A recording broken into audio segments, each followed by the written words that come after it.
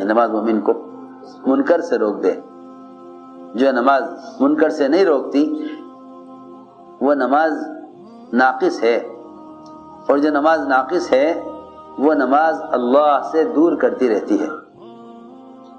ارے سنو تو صحیح، جب کوئی شخص اللہ کو کوئی عمل بگاڑ کر پیش کرتا ہے، تو کوئی شخص اللہ کو کوئی عمل، کیونکہ اعمال تو سارے اللہ کے یہاں پیش کیے جاتے ہیں، اعمال سب اللہ کے یہاں پیش کیے جاتے ہیں. جو عمل قابل قبول ہوتا ہے وہ قبول ہو جاتا ہے، جو قابل قبول نہیں ہوتا وہ عمل کرنے والے کے منہ پر پھینک کر مار دیا جاتا ہے. عمل سب پیش کیے جاتے ہیں، عمل سب پیش کیے جاتے ہیں. اس لیے فرمایا کہ عمل سے زیادہ کوشش اس عمل کی قبولیت کی کرنا. ایک لوگوں میں یہ بات بھی ہے کہ زیادہ عمل کرو، نہیں، اللہ کو زیادہ عمل نہیں، اچھا عمل چاہیے. زیادہ عمل نہیں بلکہ اچھا عمل. اکثر و عملہ قرآن میں نہیں ملے گا، احسن عملہ ملے گا. اچھا عمل کیسا؟ اچھا عمل. اس لیے میں نے عرض کیا کہ جو نماز کو بگاڑ کر پیش کرتے ہیں، نماز خود بذات خود بددعا کرتی ہے نمازی کے لیے. نماز نمازی کے لیے خود بددعا کرتی ہے. نماز نمازی کے لیے خود بددعا کرتی ہے.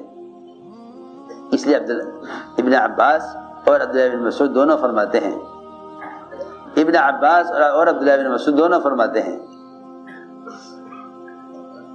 کہ جس شخص کی نماز اس کو منکر سے نہ روکے، اس کی نماز اس کو اللہ سے دور کرتی رہتی ہے. حالانکہ نماز اللہ کے سب سے زیادہ قرب کا موقع ہے. نماز اللہ کے یہاں سب سے زیادہ قرب کا موقع نماز ہے، کیونکہ معراج ہے مومن کی. معراج سے بڑھ کر قرب کا اور کوئی موقع نہیں. معراج سب سے زیادہ قرب کا موقع ہے. لیکن حدیث میں آتا ہے کہ جو شخص رکوع سے اٹھنے کے بعد اپنی کمر کو سیدھا نہیں رکھتا، اللہ اس کی نماز کی طرف نظر اٹھا کر نہیں دیکھتے. اللہ اس کی نماز کی طرف نظر اٹھا کر نہیں دیکھتے. من لم يقم صلبه بين الركوع والسجود لم ينظر الله الى صلاته. اللہ اس شخص کی نماز کی طرف نظر اٹھا کر نہیں دیکھتے.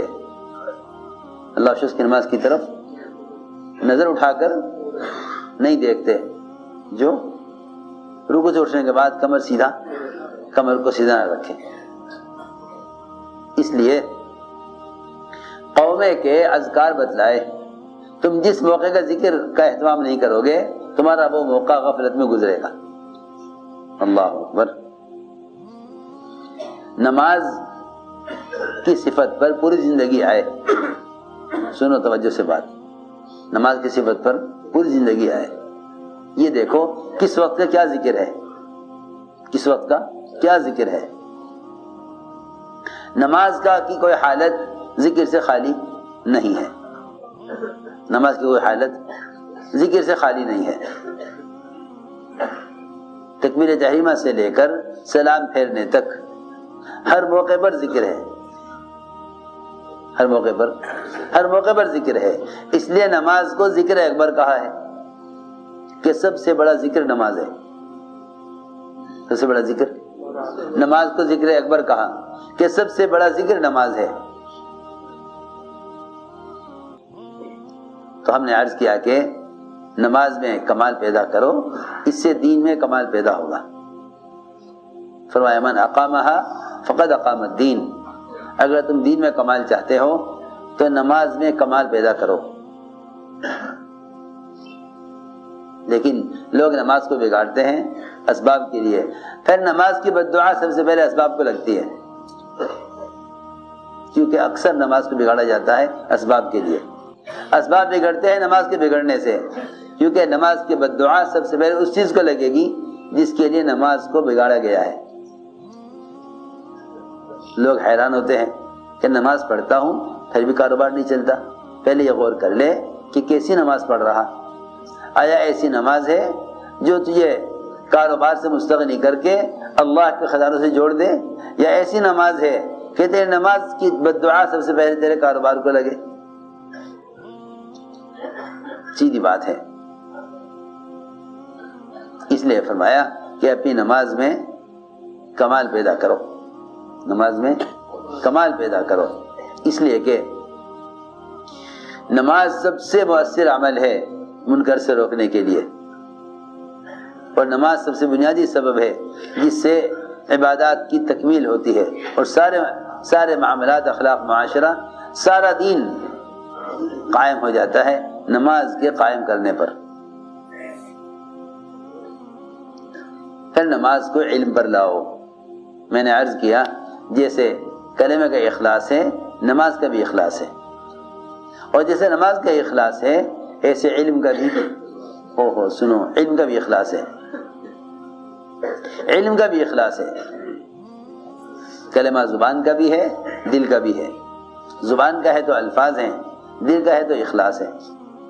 ایسے ہی فرمایا نا علم کہ اگر زبان پر ہے تو الفاظ ہے، دل میں ہے تو اخلاص ہے، دل میں ہے تو اخلاص ہے، کہ ہمیں علم کا بھی اخلاص چاہیے۔ علم کا اخلاص یہ ہے، علم کا اخلاص یہ ہے کہ عالم کے دل میں علم سے اللہ کا خوف پیدا ہو۔ اس لیے علم کو منحصر کیا ہے، علم کو منحصر کیا ہے خشیہ کے ساتھ، علم کو منحصر کیا خشیہ کے ساتھ۔ فرمایا انما یخشی اللہ من عبادہ العلماء، کہ اللہ کے بندوں میں سے اللہ سے ڈرنے والے صرف علماء ہیں، صرف علماء۔ کیا مطلب ہے؟ کہ جو یہ شخص یہ جانتا ہے کہ اللہ مجھ سے کیا چاہتے ہیں، اللہ مجھ سے کیا چاہتے ہیں، وہ عالم ہے، اور اللہ کی چاہت کو پورا کر دے تو اس کے دل میں اللہ کا خوف ہے، اور اگر وہ اللہ کی چاہت کو پورا نہیں کرتا تو پھر اس کے پاس زبان کا علم ہے، دل کا علم نہیں ہے۔ فرمایا کہ اصل علم دل کا علم ہے، اصل علم دل کا علم ہے، کہ تیرا قلب اللہ کے امر سے متاثر ہے یا نہیں۔ اس لیے دوستو عزیزوں، فرمایا کہ علم بھی دو قسم کا ہے، زبان کا اور دل کا۔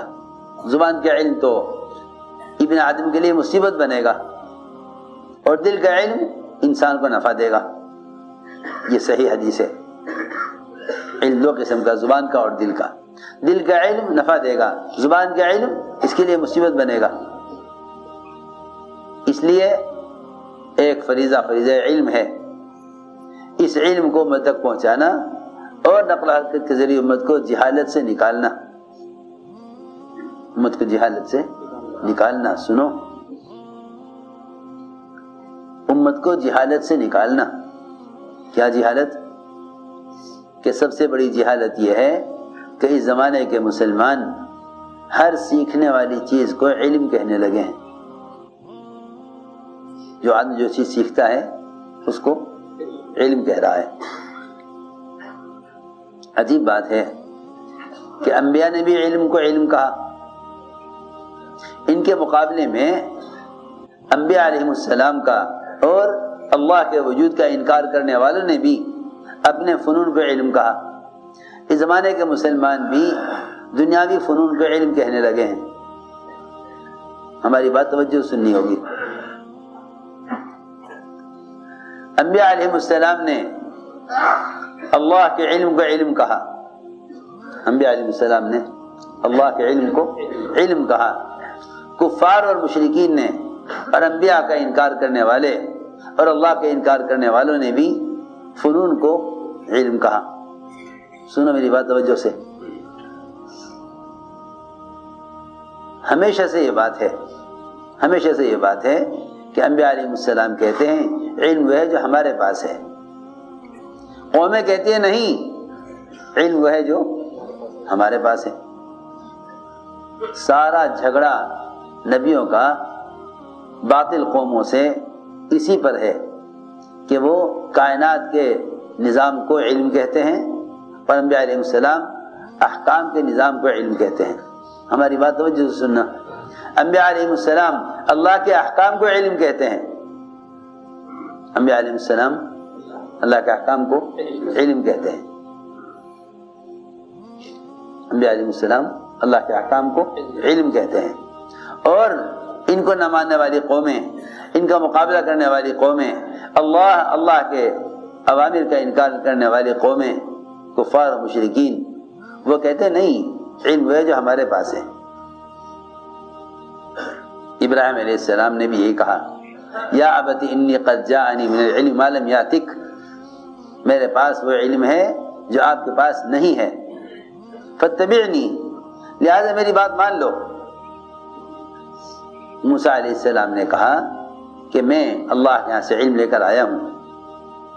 قارون نے کہا نہیں، علم تو ہمارے پاس ہے، ہمارے جو دنیا کمانے کے تجربات اور دنیا کی مختلف چیزوں پر ریسرچ کر کے جو ہم نے حاصل کیا ہے وہ ہم نے اپنے علم سے کمایا ہے. انما اوتیت علی علم عندی. قارون نے دنیا کے فنون کو علم کہا، موسیٰ علیہ السلام نے اللہ کے علاوہ علم کو علم کہا. اس زمانے کا مسلمان نہیں سمجھ سکا کہ علم اور فن میں کیا فرق ہے. علم اور فن میں کیا فرق ہے؟ علم اور فن میں کیا فرق ہے؟ میرے دوستو عزیزوں، سارے فنون جہالت ہیں. سارے فنون جہالت ہیں. سارے فنون جہالت ہیں. ان فنون کے لیے اسلام شرط نہیں، ایمان شرط نہیں. سارے فنون جہالت ہیں. ان فنون کے لیے اسلام اور ایمان شرط نہیں. سنو توجہ سے بات. دنیا والے کہتے ہیں کہ یہ بھی علم ہے، اور اتنا ہی نہیں بلکہ علم کے فضائل کو استعمال کرتے ہیں دنیا کے فنون سیکھنے سکھلانے پر.